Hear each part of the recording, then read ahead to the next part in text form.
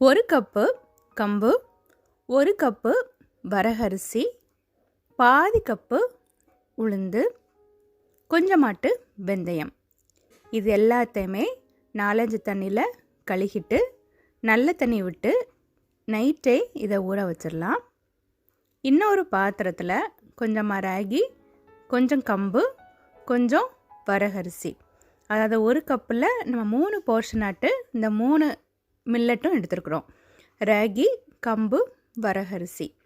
இது கூடவே 1 கைப்பிடி நிறையா உளுந்து, 1 கைப்பிடி நிறையா துவரம்பருப்பு, 1 கைப்பிடி நிறையா கடலைப்பருப்பு, 1 கைப்பிடி நிறையா சிறுபருப்பு.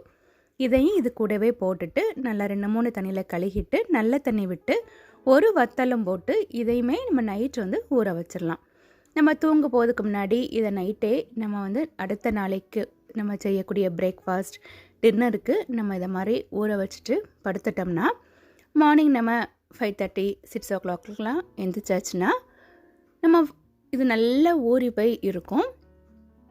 பிரேக்ஃபாஸ்ட், டின்னர் ரெண்டுக்குமே நம்ம மார்னிங்கே அரைச்சி வச்சாச்சுன்னா உடனே நம்ம பிரேக்ஃபாஸ்ட் அடை தோசை, நம்ம மில்லட் 3 மில்லட் பருப்பெல்லாம் நம்ம போட்டு ஊற வச்சதை நம்ம அடை தோசையாக பண்ணிடலாம். அடை தோசைக்கு இதில் பெருஞ்சீரகம், இஞ்சி, உப்பு எல்லாம் போட்டு நல்லா இதை பட்டு போல் அரைச்சிட்டு வந்துடலாம்.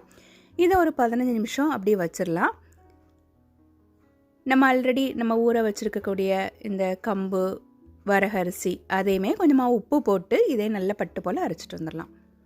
கொஞ்சமாக எண்ணெய் போட்டு கடுகு, உளுத்தம்பருப்பு, பெருஞ்சீரகம், வெங்காயம் சின்ன சின்னதாக வெட்டி போட்டு இதை நல்லா வதக்கிட்டு இந்த அடை தோசை இதில் போட்டுட்டு கொஞ்சம் மல்லி இலையும் போட்டு நல்லா மிக்ஸ் பண்ணலாம். இந்த மாதிரி எண்ணெயில் வதக்கி போடாமலே நம்ம முருங்கைக்கீரை, வெங்காயம் போட்டும் டைரெக்டாகவும் பண்ணலாம். இதுவும் நமக்கு இந்த உளுத்தம்பருப்பெல்லாம் நமக்கு கிடைக்கும் போது சாப்பிட கிடைக்குமா, இதுவும் ஒரு டிஃப்ரெண்டான டேஸ்ட்டில் இருக்கும். 2 மாதிரியுமே பண்ணலாம். இது ரொம்ப டேஸ்ட்டாக இருக்கும் இந்த அடை தோசை. இது கூட கார சட்னி இல்லைனா தேங்காய் சட்னி ஏதாவது வச்சு சாப்பிட்லாம். ரொம்ப ஹெல்த்தியான பிரேக்ஃபாஸ்ட். இந்த கப்பு மெஷர்மெண்ட்டுக்கு நம்ம அளவெல்லாம் போட்டாச்சுன்னா ஒரு 10 அடை தோசை பண்ணலாம்.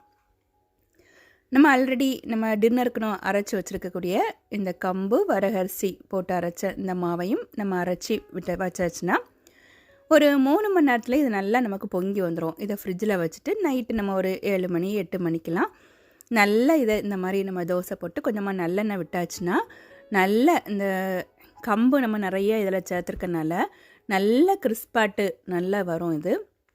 இதுக்குமே கார சட்னி இல்லைனா தேங்காய் சட்னி ஏதாவது வச்சு சாப்பிட்லாம். ரொம்பவே இது இந்த மொறு மொறுன்னு ரொம்ப நல்லாயிருக்கும். இதை மாதிரி ட்ரை பண்ணி பாருங்கள். தேங்க்யூ.